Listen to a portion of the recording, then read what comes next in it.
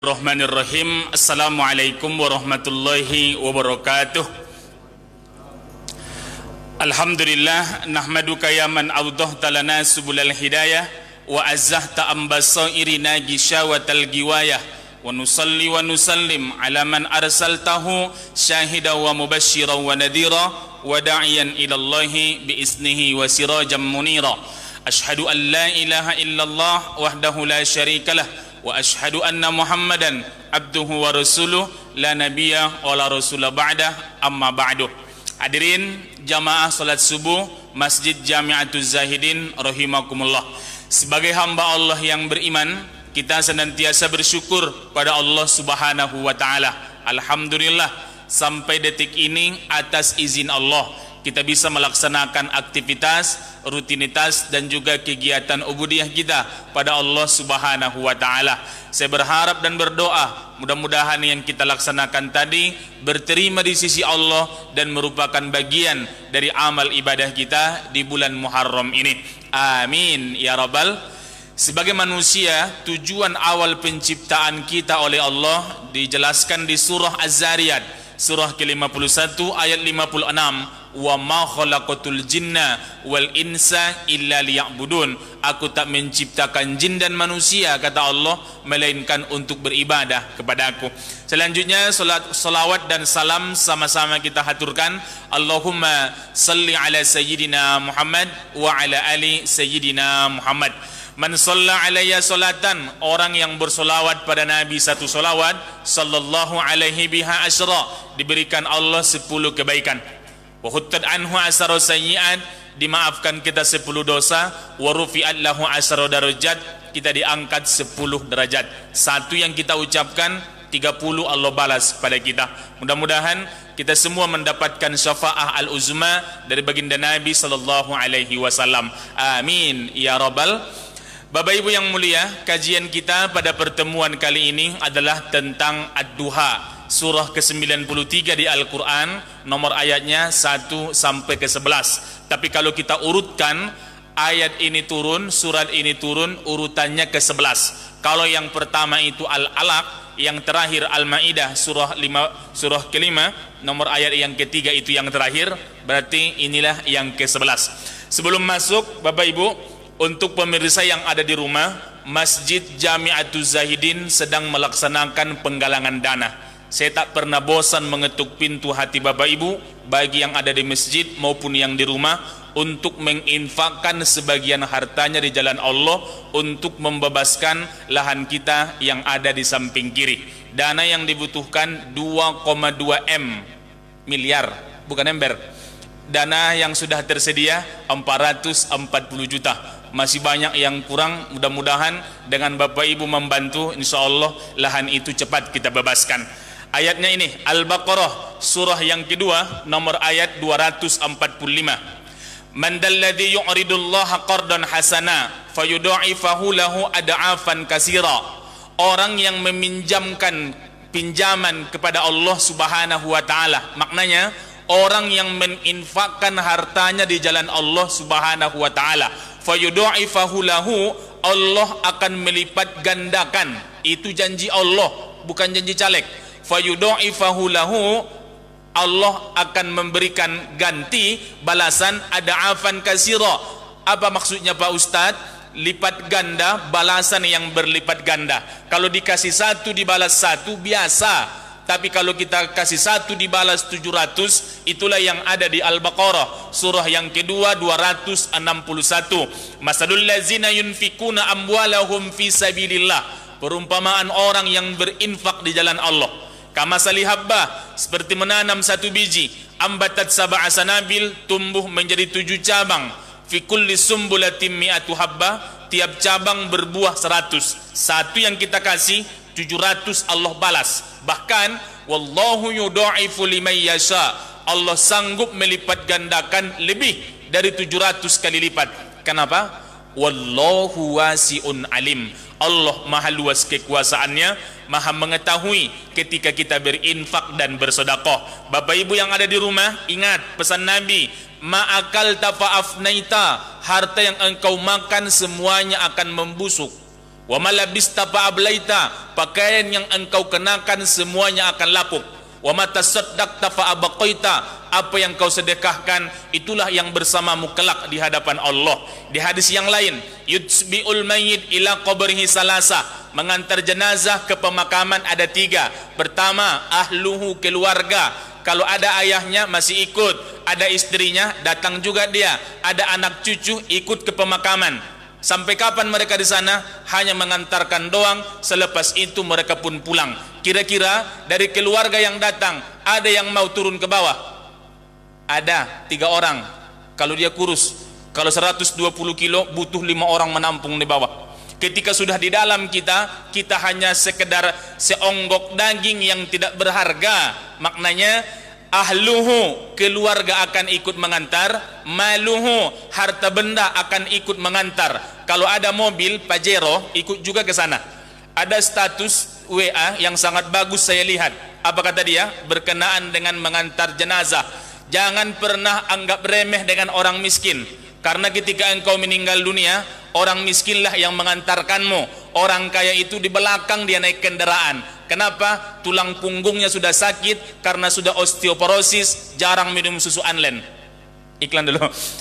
Jadi jamaah yang mulia, yang mengantar itu keluarga, yang mengantar harta benda. Yang ketiga, wa amaluhu, amal ibadah yang pernah kita lakukan, termasuk infak sedekah yang kita gelontorkan, itu juga akan ikut. Isnani yarji'ani, 2 akan pulang. Keluarga mereka akan pulang, sampai di rumah mereka sibuk ngapain? Untuk melihat surat kendaraan STNK. Ngapain? Mau ditukar ke Samsat. Kenapa begitu? Karena namanya nama almarhum. Polisi tidak mau menangkap almarhum, maka diganti nama ke anaknya. Mereka sibuk di sana, sibuk bagi-bagi harta warisan.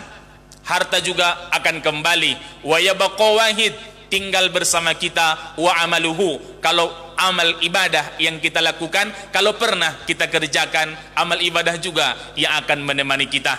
Ini untuk yang di rumah maupun yang ada di masjid. Mudah-mudahan sampai ke lubuk hati kita, sampai ke relung hati kita, mudah-mudahan bisa kita amalkan. Jangan lupa kirimkan bantuan Anda ke nomor rekening yang ada di bawah ini. Sini ya. Nanti ada dibuat ketua nanti insyaallah. Oke, jadi jamaah yang mulia, kajian kita ada di Ad-Duha. Allah subhanahu wa ta'ala bersumpah dengan waktu di Quran ada 6 kali. Maksudnya dengan waktu, 6 waktu Allah bersumpah. Saking pentingnya waktu kepada kita, maka Allah bersumpah sampai 6 kali.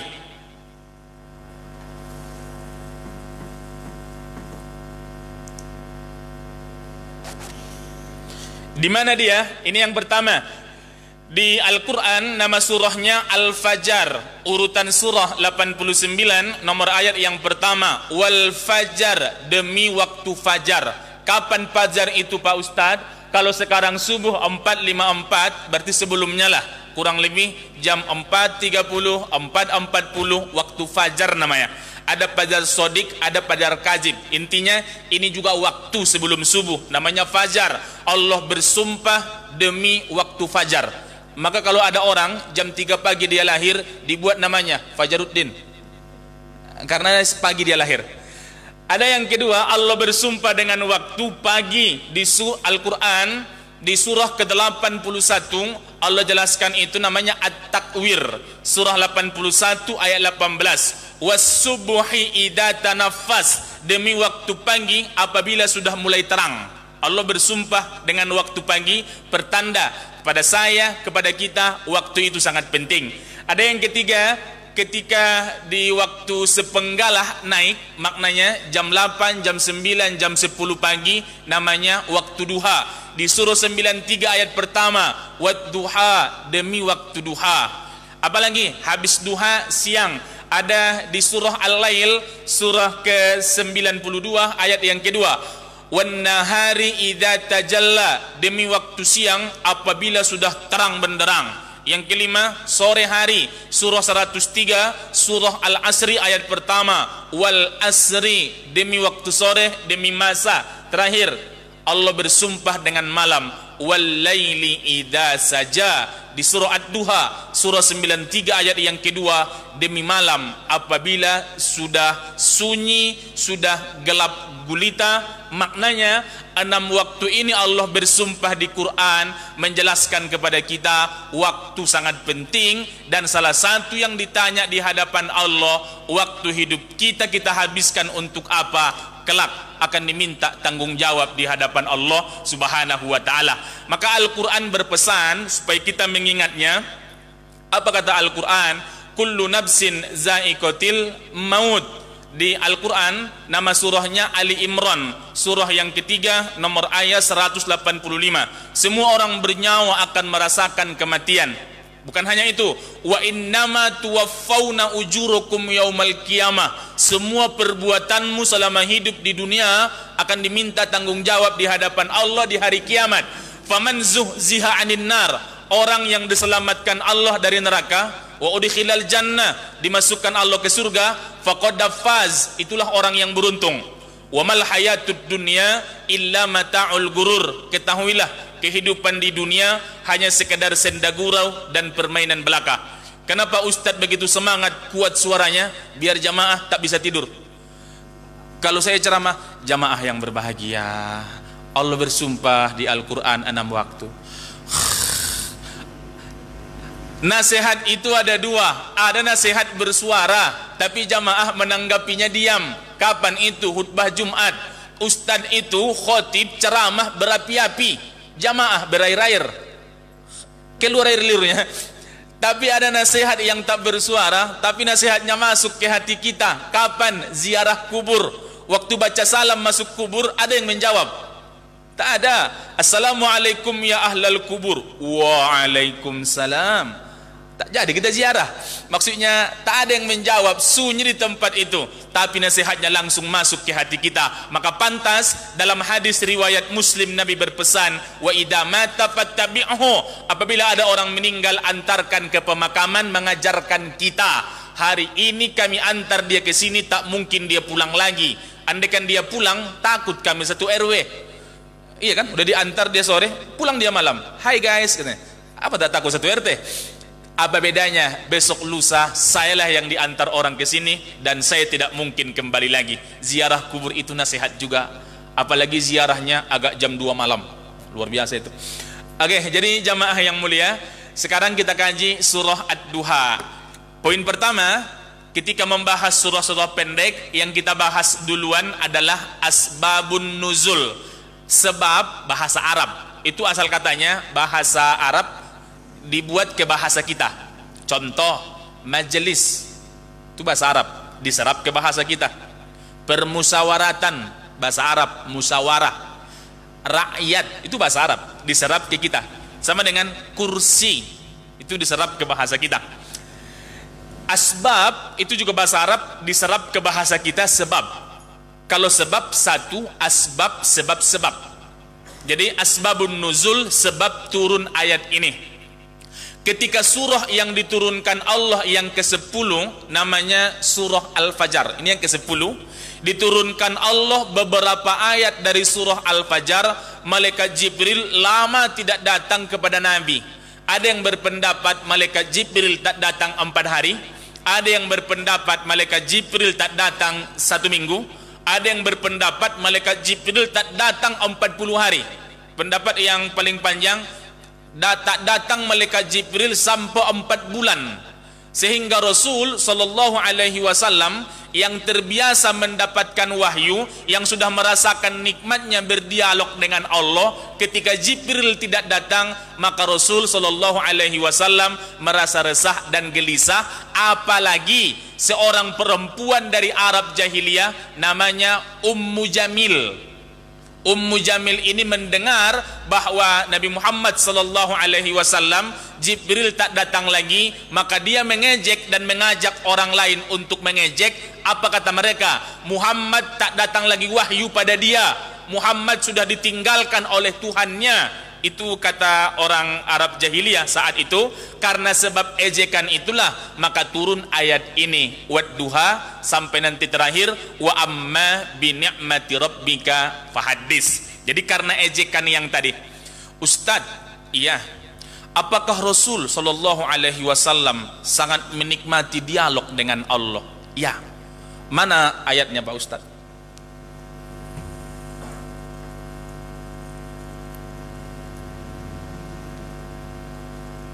Ini tentang cerita Nabi Musa. Surah Toha, surah 20 ayat 17-18.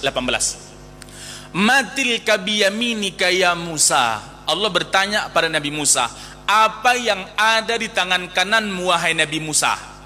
Ayat ke-18, Nabi Musa menjawab, hiya asoya, itu adalah tongkatku. Atawakkau alaiha, saya bertelekak di situ. Maksudnya kalau ada tongkat kan kita ini digunakan oleh Nabi Musa. Habis itu dijelaskan, wa ahassu biha, aku menggunakan dia ala ghanami, untuk mengembala kambing. Kambing yang ramai itu pakai tongkat dibuat. Artinya apa? Andaikan Nabi Musa tak menikmati apa yang ada di tanganmu, Nabi Musa menjawab, hiya asoya, ini tongkatku, selesai.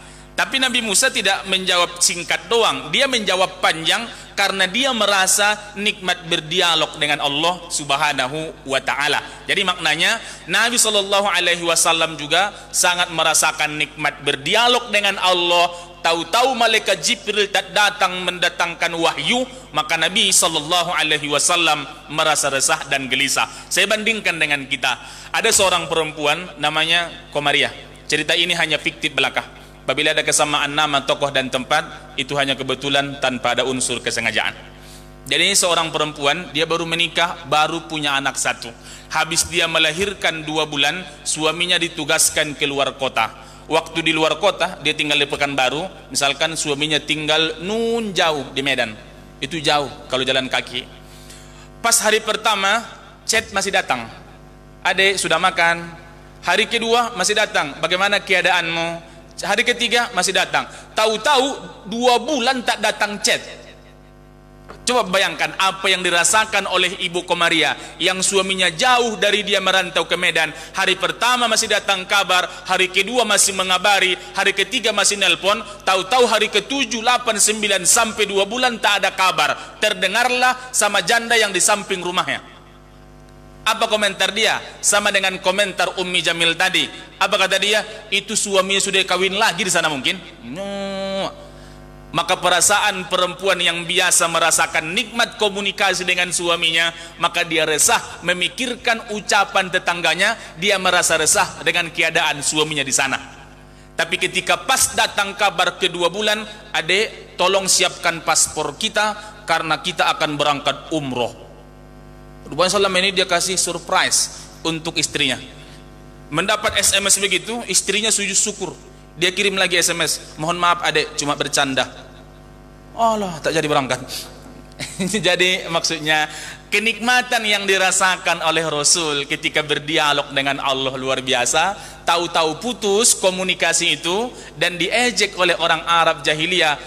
Mereka tidak bilang nabinya, mereka bilang langsung Muhammad, tak datang lagi wahyu padanya. Muhammad sudah ditinggalkan oleh Tuhannya, maka turun ini wadduha. Ini sumpah demi waktu duha.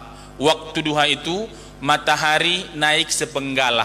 Kalau kita jamkan sekarang jam 8, jam 9, jam 10. Waktu duha itu bagaimana? Cahayanya enak, suasananya bercampur antara kesejukan dan kehangatan. Begitulah keadaan Nabi saat menerima wahyu. Kita sambung ayat kedua biar nyambung. Walaili, demi malam. Al-lail artinya hitam, gelap. Al-lail, maka malam itu disebut dengan gelap. Al-lail.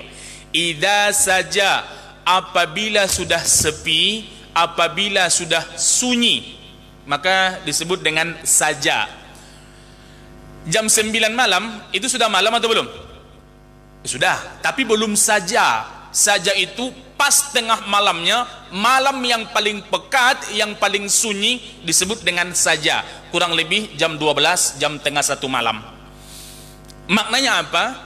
Ayat kedua ini menjelaskan keadaan Nabi yang saat itu sudah lama tak mendapatkan wahyu, menjelaskan tentang keresahan Nabi karena malaikat Jibril lama tidak hadir. Ayat pertama, ayat kedua seolah-olah Allah mengatakan wadduha, demi waktu duha, cahayanya tadi enak, suasana bercampur antara kesejukan dan kehangatan. Begitulah Nabi, keadaan Nabi saat menerima wahyu. Tahu-tahu walaili idza saja, demi malam apabila sudah gelap gulita, keadaan Nabi saat itu ketika tidak mendapatkan wahyu. Ayat yang ketiga biar nyambung semua. Ma wadda'aka, wadda'aka asal katanya wada'a. Kalau Bapak Ibu pernah ke Mekah, ada namanya tawaf wada. Kalau Nabi pernah kita baca sejarah haji wada. Apa arti wada? Meninggalkan, berpisah. Biasanya ketika kita umroh, selesai umroh 2 kali, selesai 3 kali, pas mau pulang ke tanah air, namanya tawaf wada. Tawaf wada artinya tawaf perpisahan, karena kita mau meninggalkan Ka'bah, maka tawaf dulu, baru pergi, baru pulang. Ma wadda'aka, Allah tidak meninggalkanmu, Rabbuka, Tuhanmu. Sudah kita bahas beberapa pertemuan yang lalu. Ayat-ayat yang pertama turun kepada Nabi Shallallahu Alaihi Wasallam itu jarang menggunakan Allah, tapi selalu Rabbika atau Rabbuka. Contoh, Iqra bismi Rabb, selalu ya ayyuhal muddassir kum fa'anzir wa rabbaka fakabbir. Selalu Tuhanmu, Tuhanmu, Tuhanmu, Tuhanmu. Jadi jamaah yang mulia, ma wadda'aka rabbuka, Tuhanmu tidak meninggalkanmu, wa maqala, dan juga tidak membencimu. Apa hubungannya Pak Ustadz? Ketika di ayat pertama wadduha, Allah menjelaskan keadaan Nabi ketika menerima wahyu, begitu Nabi menikmatinya, karena di waktu duha cuacanya bagus, cahayanya enak, bercampur antara kehangatan dan kesejukan. Begitulah keadaan Nabi ketika menerima wahyu. Walaili idza saja, di ayat kedua Allah menjelaskan bagaimana keresahan Nabi ketika sudah lama tidak mendapatkan wahyu, diejek juga oleh orang kafir Quraisy. Ma wadda'aka rabbuka wa ma qala. Di ayat yang ketiga Allah menghibur Nabi, seolah-olah Allah mengatakan, wahai Nabi Muhammad, ketiadaan wahyu yang turun kepadamu, maknanya wahyu beberapa saat ini tidak turun kepadamu, bukan berarti Allah meninggalkanmu, apalagi sampai membencimu, seperti yang dikatakan oleh orang-orang, sehingga membuat hatimu risau dan resah. Oke, kita tafsirkan yang kedua. Itu pendapat pertama. Allah menghibur Nabi ketika tadi sudah 4 bulan wahyu tidak turun, diejek oleh orang, dihiburlah dengan ayat ketiga, Allah tidak meninggalkanmu, apalagi sampai membencimu.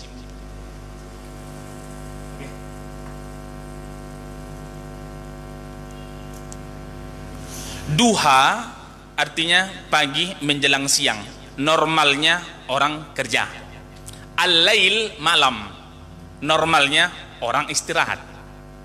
Secara tidak langsung seolah-olah Allah mengatakan pada Nabi, ya Rasul sallallahu alaihi wasallam, ketiadaan wahyu kepadamu saat ini bukan berarti Allah membencimu, tapi kalau ad-duha orang bekerja, kalau al-lail orang istirahat, Allah hanya ingin membuatmu istirahat, karena tugas kenabian ini berat, karena beban yang engkau tanggung itu begitu berat, maka Allah membuatmu istirahat sementara waktu, bukan meninggalkanmu, apalagi memutuskan hubungan denganmu.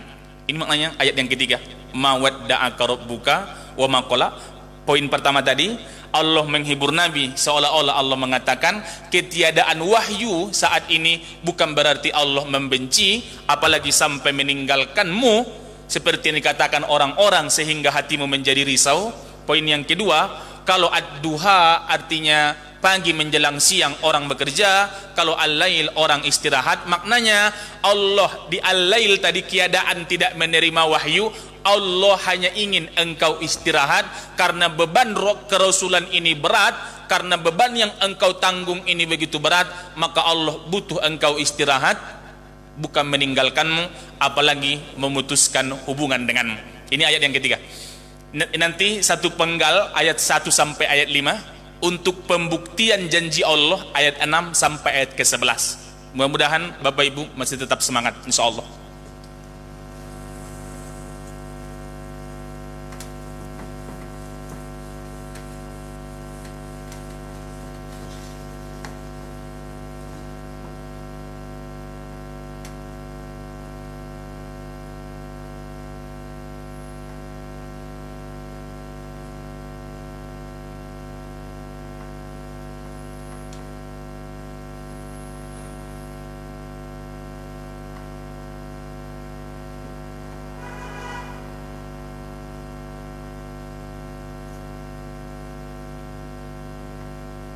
Bapak Ibu, kalau di pangkal akhirah, sebelum akhirah ada kata-kata yaum atau ada kata-kata ad-dar,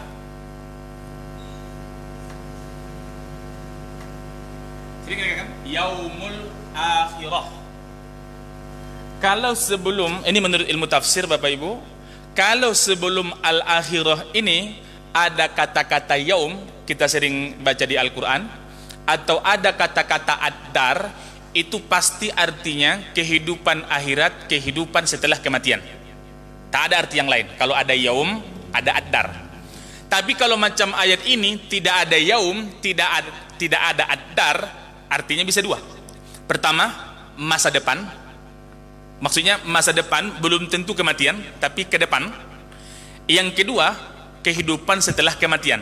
Kalau yang pertama tadi, kalau ada yaum, tidak ada arti lain, pasti artinya yaumul akhirah, kehidupan setelah kematian.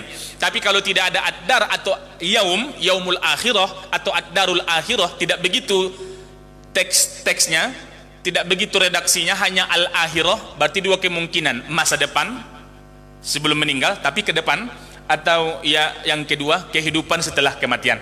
Oke, nanti kita tafsirkan. Walal akhiratu, akhirat, khairul laka, lebih baik kepadamu, minal ulah, daripada yang pertama. Oke, Bapak Ibu, kalau tadi ad-duha surah ke-11 yang diturunkan, berarti sebelumnya baru berapa?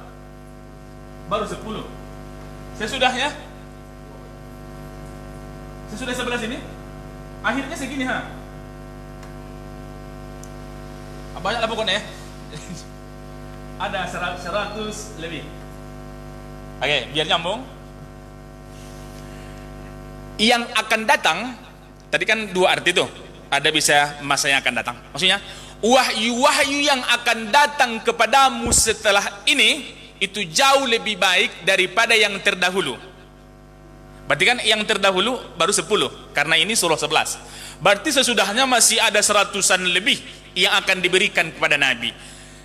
Makna yang pertama, walal akhiratu khairul laka minal ula, wahyu yang akan diterima Nabi setelah peristiwa ad-duha ini ke depan itu jauh lebih baik karena menyempurnakan wahyu.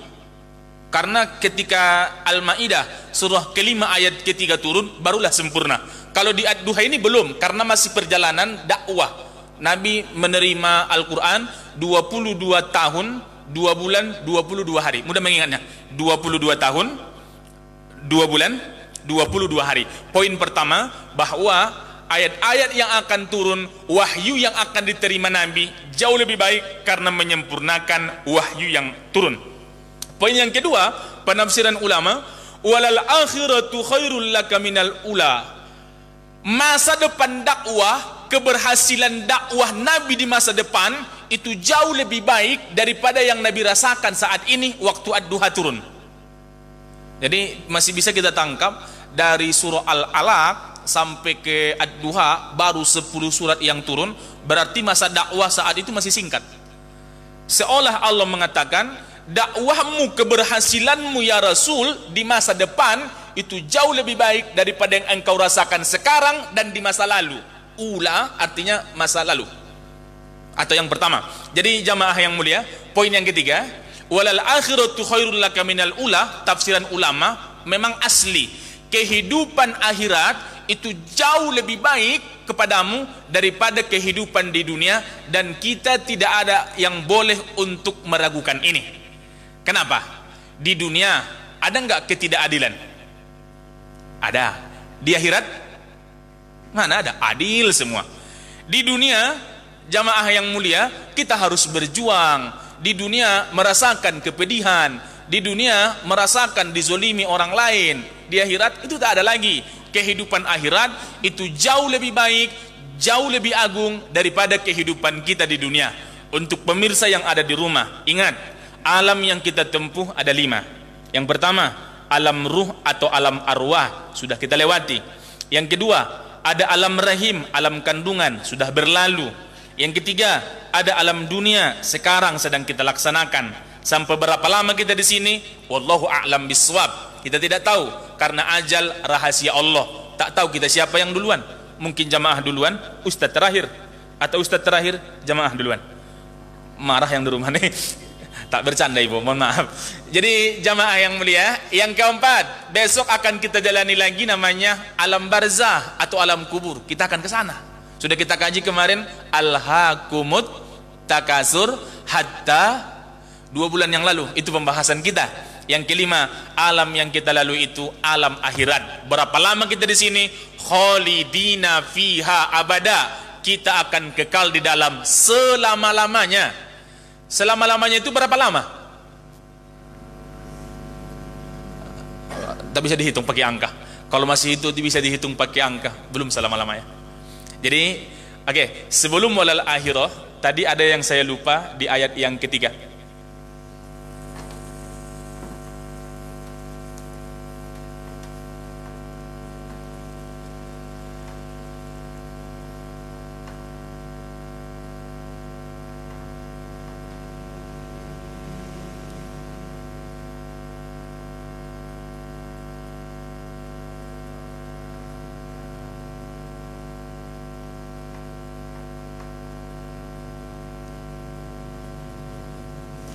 Bapak Ibu, ada huruf K di depan, mawadda'aka.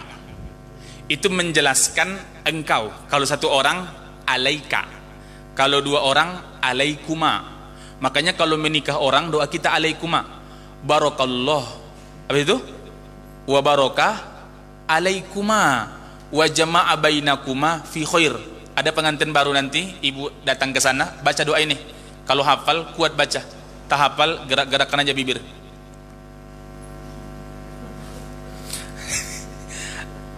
Apa yang kau doakan? Suka-suka gulah mulut-mulutku, kata ibu itu.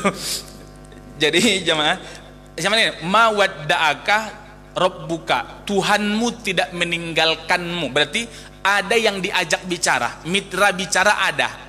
Mawadda'aka, Tuhanmu, berarti ada. Mawadda'aka, Tuhanmu tidak meninggalkanmu. Tapi ketika kola, tak ada.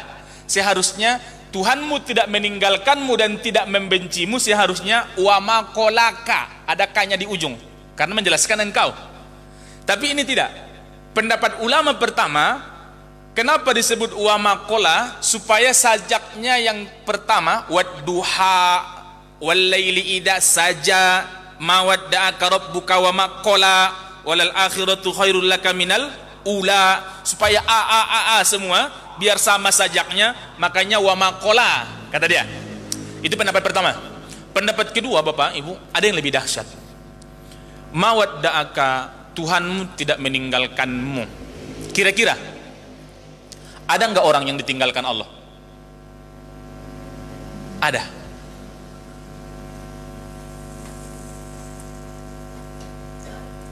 Surah ke-15 namanya Surah Al-Hijr, nomor ayat yang ketiga. Ibu bisa cek. Zarhum ya'kulu wa yatamatta'u wa yulhihimul amal. Tinggalkan mereka, karena mereka hanya sibuk masalah perut dan mereka sibuk dengan angan-angan kosong. Ada orang yang ditinggalkan Allah. Wa maqala, dan tidak membenci, tak ada munya, tidak membenci, enggak ada kanya, tidak ada mu. Maknanya, yang ditinggalkan, adakah orang yang ditinggalkan Allah? Ada. Wa maqala artinya sangat membenci. Bahasa Arabnya kola. Ketika ditanya, adakah orang yang sangat dibenci Allah? Tidak. Makanya tidak memakai wa maqalaka. Mawadda'aka rabbuka wa maqala. Yang ditinggalkan Allah ada, Tapi yang sangat dibenci Allah tak ada. Orang yang durhaka sekalipun Allah masih kasih dia bernafas. Orang yang melawan Allah, menghina Allah, masih dikasih dia rezeki. Andaikan orang yang menghina Allah tak dikasih makan, tak dikasih rezeki, langsung jiun. Innalillah wa inna ilaihi rajiun. Pelajaran pada saya, pelajaran kepada kita. Ahbib habibaka haunan ma asa ayyakuna bagidoka yauman ma. Cintailah orang yang engkau cintai biasa aja, boleh jadi di suatu masa dia yang paling engkau benci. Sambungannya, wabgid bagidoka yauman ma, bencilah orang yang engkau benci biasa saja. Asa ayyakuna habibaka yauman ma, boleh jadi dia yang paling engkau cintai di suatu saat. Ketika ditanya sama seorang bapak, "Pak, itu istri bapak?" "Iya." "Bagaimana bapak jumpa dengan dia?" "Dulu saya benci kali dengan dia itu." "Kok sekarang jadi istri bapak?" "Nah itulah, tangkap Satpol PP kami kemarin." Anda juga. Jadi jamaah yang saya muliakan, ini mengajarkan kita jangan terlalu membenci pada orang lain. Karena kata seorang pujangga, cinta dengan benci batasnya hanya setipis kulit bawang. Jadi wa makola, tak ada satupun di dunia ini yang sangat-sangat dibenci Allah Subhanahu wa ta'ala. Bapak Ibu, walal akhirah, masih tentang akhirat.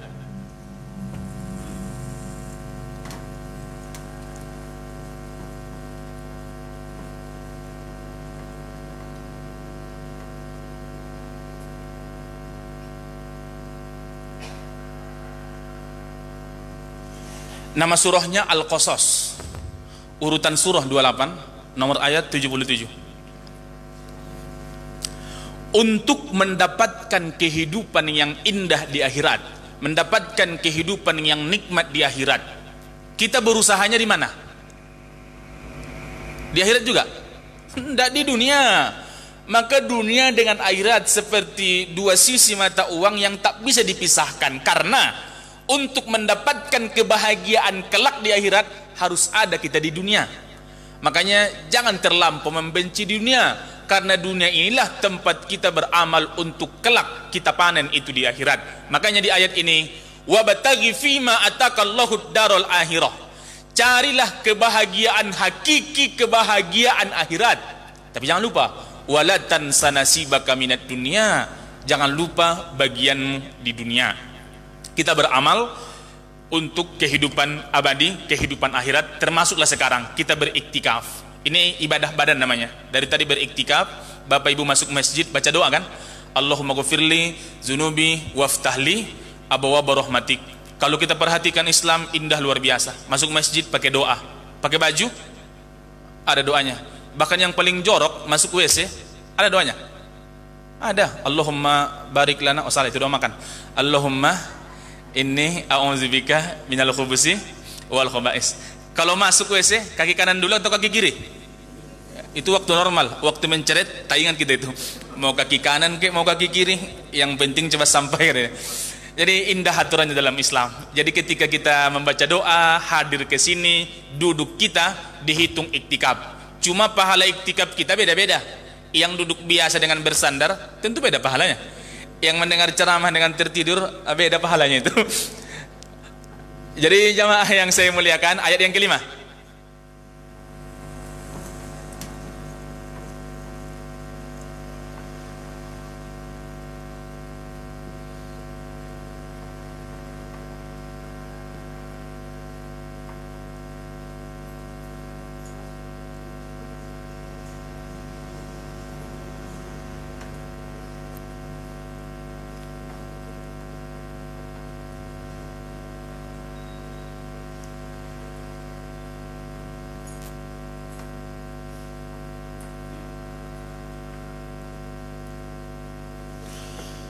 Wala saufa yu'tika, sungguh Allah akan menganugerahkan kepadamu wahai Nabi Muhammad. Wala saufa yu'tika rabbuka, sungguh Tuhanmu, selalu rabbuka. Kalau kita perhatikan ayat-ayat yang pertama turun itu tak menggunakan nama Allah, tapi selalu rabbuka. Kenapa? Karena orang kafir Quraisy saat itu sudah mengenal kata nama Allah. Ketika ditanya dalam Al-Qur'an dijelaskan, wala in sa'altahum man khalaqas samawati wal ard la yaqulunallah. Ketika engkau bertanya pada mereka, siapa yang menciptakan langit dan bumi? Mereka menjawab Allah. Tapi Allah yang mereka kenal dengan apa yang dijelaskan Al-Quran sangat jauh berbeda. Contoh, kata mereka, Tuhan itu harus begini, harus begini, harus begini, yang bertentangan dengan Al-Quran. Contoh kata dia, Tuhan itu terlalu tinggi, kata kafir Quraisy jahiliyah di masa lampau. Jadi tak sanggup kita ke sana langsung. Jadi pintalah melalui tempat, melalui benda. Makanya kata dia, ketika menyembah berhala, tujuanku sama Tuhan. Cuma karena aku tak sampai ke dia, maka aku lakukan itu melalui yang kusembah ini. Itu sangat bertentangan dengan Islam. Allah yang mereka kenal di masa jahiliyah dengan Allah yang dijelaskan Al-Quran sangat-sangat jauh berbeda. Akhirnya selalu menggunakan wahyu-wahyu pertama, Rabbuka, Rabbika, Rabbaka. Sangat banyak nanti kita tengok. Wala saufa yu'tika rabbuka, sungguh Tuhanmu kelak akan menganugerahkan nikmat kepadamu, fatardo, sampai engkau ridho. Bayangkan, andaikan ini diberikan Allah kepada kita, sampai puas dikasih Allah, nikmat dianugerahkan. Seorang ulama menjelaskan, apa nikmat yang membuat Nabi itu puas dan ridho?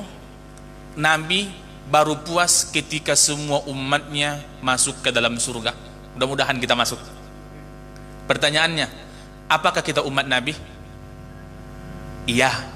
Apakah Nabi mengaku kita umatnya? Belum tentu. Kenal dengan Donald Trump? Kenal. Donald Trump kenal dengan engkau? Entahlah kan ya. Pengakuan itu mudah. Saya hamba Allah, kata kita. Saya umat Nabi, kata kita, klaim pengakuan. Apakah Nabi mengakui? Kita berharap dan berdoa, mudah-mudahan kelak Nabi mengakui kita ini umatnya. Amin ya Rabbal. Jadi ini penafsiran pertama. Rasul Shallallahu Alaihi Wasallam baru ridho nikmat yang diberikan Allah itu. Salah satu pendapat, ketika umatnya semua masuk surga, disitulah Nabi baru merasa puas. Mudah-mudahan kita masuk. Penafsiran yang kedua, di ayat pertama, ayat kedua, ayat ketiga, ayat ini menjelaskan bahwa Rasul merasa ditinggalkan oleh Allah karena wahyu tak kunjung datang. Kemudian Allah menghibur Nabi bahwa ya Rasul, Allah tak meninggalkanmu apalagi sampai membencimu. Bahkan Allah berjanji, menjanjikan kehidupan setelahnya, masa depan itu jauh lebih baik daripada yang sekarang.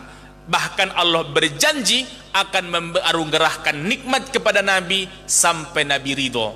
Jadi jamaah yang saya muliakan, untuk membuktikan ayat ketiga, keempat, kelima, Allah tak meninggalkan Nabi apalagi membenci, kehidupan yang masa depan lebih baik daripada yang sekarang, Allah akan menganugerahkan nikmat kepada Nabi sampai Nabi puas. Untuk membuktikan itu ayat 6, 7 ke 8 kita kaji insyaallah. Sebelum lanjut, ada pertanyaan, dipersilahkan Bapak Ibu.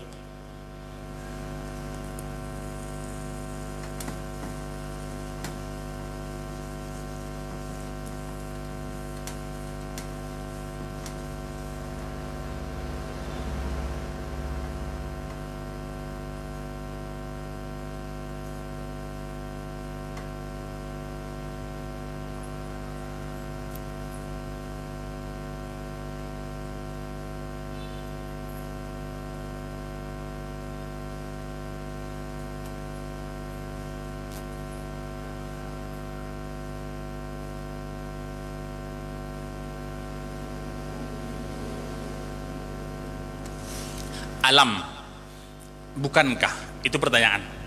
Normalnya ketika Allah bertanya di Quran, bukan berarti Allah tidak tahu, tapi untuk menggugah jiwa seseorang maka digunakan pertanyaan.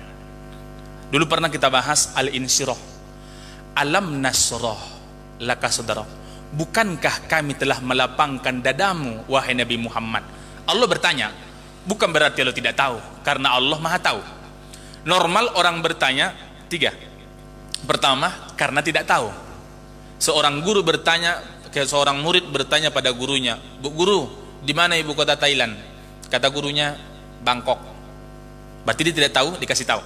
Ada yang kedua, pertanyaan untuk menguji. Seorang guru nanya sama anak-anak di sekolah, anak-anak semua, ya, apa penduduk asli benua Australia? Dia tahu jawabannya suku aborigin, tapi dia masih nanya untuk menguji anak-anaknya sampai di mana. Ada yang ketiga, bertanya tapi untuk menggugah jiwa seseorang. Seorang ibu bertanya pada anaknya ketika anaknya dapat IP 2,2, dia bertanya, sudah berapa banyak uang ibu habis menyekolahkanmu? Dia bertanya, tapi sebenarnya bukan ingin tahu jawaban dia, karena dia sudah tahu jawabannya, uang dia yang keluar. Tapi supaya anaknya lebih semangat kuliah, dia bilang, udah berapa uang ibu habis menyekolahkanmu? Tiap bulan ibu kirim, IP-mu 2,2. Itu mak-mak sebelah sana kalau marah-marah. Tapi ini juga sama, alam yajidka, bukankah Allah mendapatimu yatiman? Sama-sama kita tahu sejarah, Nabi lahir dalam keadaan yatim. Usia Nabi 2 bulan di kandungan, ayah Abdullah sudah meninggal dunia. Lahir ke dunia dalam keadaan yatim. Fa'awa asal katanya pulang. Ketika orang pulang dirangkul dan dilindungi.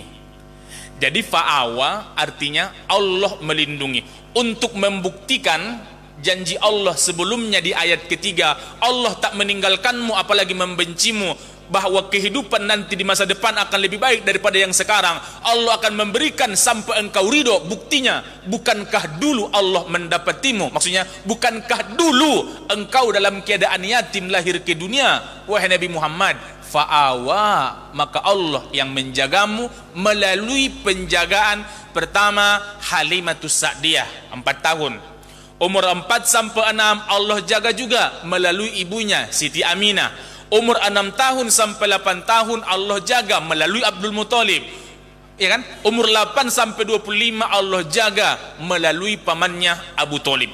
Dulu Nabi sendiri lahir ke dunia yatim. Untuk membuktikan yang tadi, bukankah dulu lahir ke dunia dalam keadaan yatim? Fa'awa, Allah yang menjagamu. Jamaah yang mulia, ini juga pelajaran bagi kita. Ketika kita merasa sempit di satu nikmat, ingat nikmat yang lain. Ketika merasa sempit hari ini keadaan, ingat bahwa di masa lampau ada nikmat Allah yang sangat baik. Saya ulang ya, ini bagus juga nanti status WA. Ketika engkau merasa sempit di satu nikmat, ingat nikmat yang lain. Nikmat keuanganmu sempit, iya, tapi nikmat matamu jelas dan terang. Ingat ke nikmat yang lain, biar syukur selalu ada. Apalagi kalau kita merasa susah di saat ini, ingat di masa lampau nikmat Allah sangat banyak kepada kita. Penjagaan Allah kepada Nabi itu anugerah Allah. Bukankah dulu anugerah Allah kepadamu ya Rasul, engkau lahir dalam keadaan yatim, fa'awa, Allah yang menjagamu. Habis itu wawajadaka dolam fahada. Insyaallah ini kita lanjutkan bulan depan. Ini kalau salah-salah menafsirkan ayat ke-7, ini nanti bisa digugat orang. Karena selama ini kita tahu dollah waladhdallin. Apa dollah di situ? Dollin sesat. Tapi di ayat ini tidak. Dollah bukan sesat artinya, tapi bingung. Apa yang membuat Nabi bingung saat itu sehingga Allah memberikan petunjuk?